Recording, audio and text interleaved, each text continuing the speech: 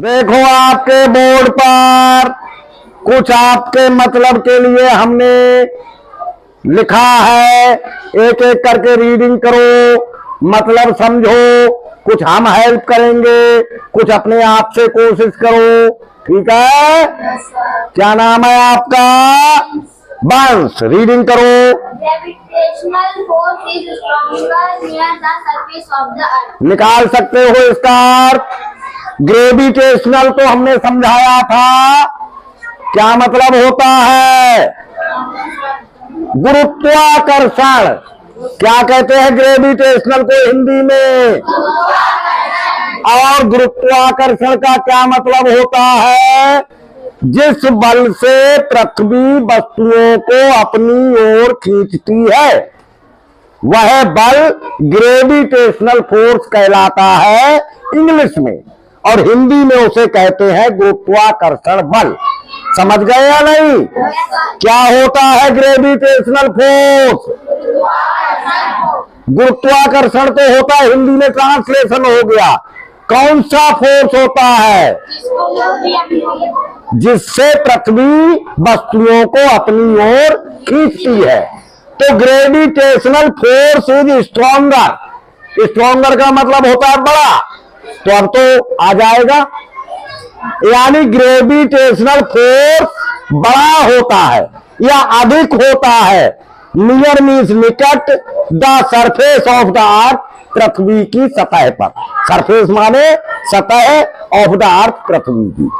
अब तो हो गया, यानी ग्रेविटेशनल फोर्स पृथ्वी की सतह पर स्ट्रॉन्गर होता है, मजबूत होता है, अधिक होता है, ज्यादा होता है।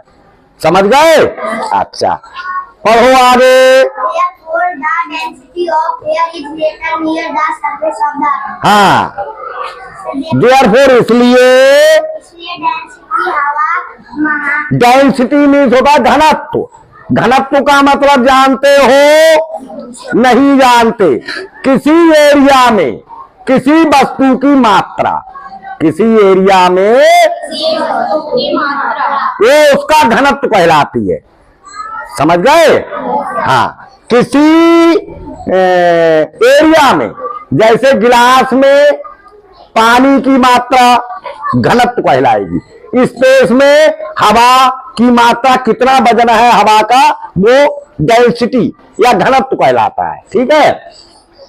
Therefore the density of air, इसलिए हवा का घनत्व, यानी कम एरिया में ज्यादा हवा होती है। कहां पर? पृथ्वी की सतह पर, ग्रेटर, ज्यादा होती है। Near the surface of the earth, पृथ्वी की सतह के निकट। क्यों होता है घनत्व ज्यादा पृथ्वी की सतह के निकट? ज्यादा हवा क्यों होती है? ज्यादा घनत्व क्यों होता है? कम जगह में ज्यादा क्यों होता है? ग्रेविटेशनल फोर्स की वजह से, क्योंकि ग्रेविटेशनल फोर्स अपनी ओर, पृथ्वी का जो ग्रेविटेशनल फोर्स है वो अपनी ओर हवा को खींचता रहता है अपने बल से, ग्रेविटेशनल फोर्स से। समझ गए दोनों बातों का मतलब या नहीं समझे हो? समझ गए? हाँ भाई। थिनिंग, थिनिंग मीन्स पतली या कम। तो क्या मतलब हो गया? हाँ हाँ, हो जाती है, कम होना। थिनिंग मीन्स पतला या कम। ठीक है? तो हवा कम होना शुरू हो जाती है। कहां पर? हाँ, ultimately it March into space. तो हवा पतली होना शुरू हो जाती है हायर, ऊंचाई पर, ऑन हायर, हायर डिस्टेंस। ऐसे ये थोड़ा नहीं लिखा। तो हवा ऊंचाई पर कम होना शुरू होती जाती है। जैसे जैसे हम पृथ्वी से ऊपर जाते जाते हैं या पृथ्वी से दूर होते जाते हैं, तो हवा कम होना शुरू हो जाती है। क्यों? क्योंकि ग्रेविटेशनल फोर्स ऊंचाई के साथ कम होना शुरू हो जाता है। सतह पर ग्रेविटेशनल फोर्स ज्यादा होता है, इसलिए पृथ्वी की सतह पर हवा की डेंसिटी ज्यादा होती है और पृथ्वी से दूर यानी ऊंचाई पर जाने से ग्रेविटेशनल फोर्स कम होता जाता है और हवा का घनत्व भी कम होता जाता है, हवा पतली होती चली जाती है। सिट डाउन, पढ़ो। As such, there is no हाँ, boundary between. ये यहां से पढ़ो। Ultimately, it merges into space. Ultimately, और अंत में इट मर्ज, ये मिल जाती है या सोख ली जाती है या समाप्त हो जाती है इनटू स्पेस, और अंत में ये स्पेस में समाप्त हो जाती है। स्पेस मीन्स होती है वैसे खाली जगह, कहते हैं fill in the blanks, space रिक्त स्थान, है ना। और शुद्ध हिंदी में इसे कहते हैं अंतरिक्ष। क्या कहते हैं स्पेस को? अल्टीमेटली, और अंत में इट मर्ज, ये मिल जाती है या घुल जाती है या समाप्त हो जाती है इनटू स्पेस, अंतरिक्ष में जाकर। सतह पर अधिक, फिर जैसे जैसे हम ऊपर जाएंगे हवा कम होती चली जाएगी और लास्ट में बिल्कुल समाप्त हो जाएगी, और जब बिल्कुल समाप्त हो जाएगी तब हम उसे कहेंगे स्पेस यानी अंतरिक्ष, जहां हवा नहीं पाई जाती है। समझ गए अब तो? सिट डाउन, बैठ जाओ।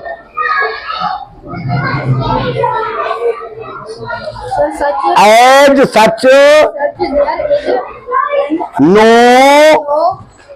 Distinct boundary between the atmosphere, the and space. Space.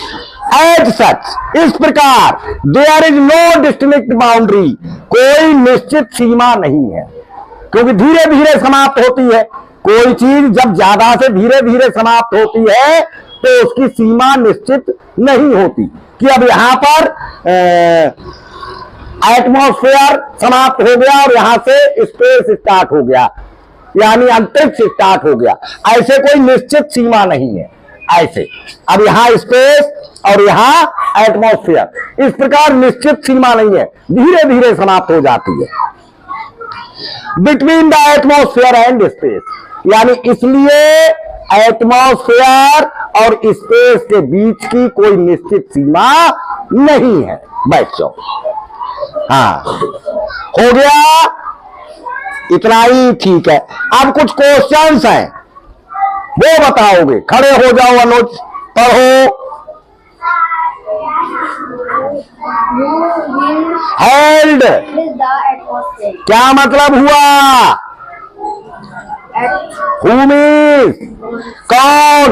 Held means पकड़े हुए है या रोके हुए है द एटमॉस्फेयर, वायुमंडल को। वायुमंडल को रोके हुए? कौन रोके हुए है? बताइए आंसर। Gravitational force. शाबाश, very good boy. Gravitational force लिख लोगे।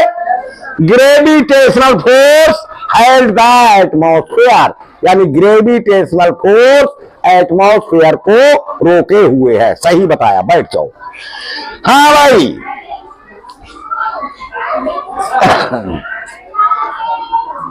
Where is the atmosphere? Merge, atmosphere कहां समाप्त हो जाता है? बताया था अभी, बताओ सब बच्चे। स्पेस अभी समझाया था। तो वेयर इज द एटमॉस्फेयर मर्ज? बोलो, the atmosphere merge into space. समझ गए हैं? बैठ जाओ, खड़े हो जाओ। What is density? इसकी हमने लिख दी है समझाने के कारण, ये आपसे नहीं पूछेंगे। What is density? डेंसिटी क्या है? डेंसिटी इज द मास, यानी डेंसिटी द्रव्यमान है, घनत्व द्रव्यमान है। अब मास और द्रव्यमान दो वर्ड हैं, एक मास इंग्लिश का, द्रव्यमान हिंदी का। अब दोनों में से किसी का मतलब समझते हो? नहीं, चाहे मास कहो चाहे द्रव्यमान, बात एक ही है, पर वस्तु की मात्रा। द्रव्यमान या मास किसे कहते हैं? जैसे 1 किलो वजन एक जोक सुनाए। एक टीचर ने एक बच्चे से पूछा 1 किलो रुई में वजन ज्यादा होगा या 1 किलो लोहे में? तो बच्चे ने जवाब दिया 1 किलो लोहे में वजन ज्यादा होगा। बताइए क्या बच्चे ने सही जवाब दिया या गलत? क्यों? दोनों में 1 किलो। अब आपकी समझ में अच्छे से आ जाएगा मास। बच्चे ने बिल्कुल सही जवाब दिया था। वजन में और मास में फर्क होता है, वजन में और मास में। अब एक तो बच्चे ने क्या कहा तो टीचर ने डांटा। भाई जैसे आप लोगों ने कहा वैसे ही टीचर ने भी डांटा, कहा बेवकूफ, जब दोनों बराबर है तो रुई में वजन ज्यादा कैसे होगा और लोहे में वजन, रुई में कम क्यों होगा, लोहे में क्यों ज्यादा होगा?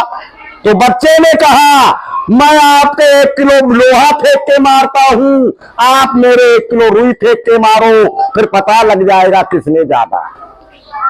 बताओ किसमें ज्यादा है ना? क्योंकि लोहा ज्यादा लगेगा और रुई कम लगेगी। तो जबकि बराबर है तो वही जो मास है, जो द्रव्यमान है, वो रुई का भी 1 kg है और लोहे का भी 1 kg है, लेकिन वजन बढ़ जाएगा, लोहा ज्यादा वजन से लगेगा, इसे वजन कहते हैं। तो वजन घटता बढ़ता रहता है, वजन और मास घटता बढ़ता। अब समझ गए मास या नहीं समझे?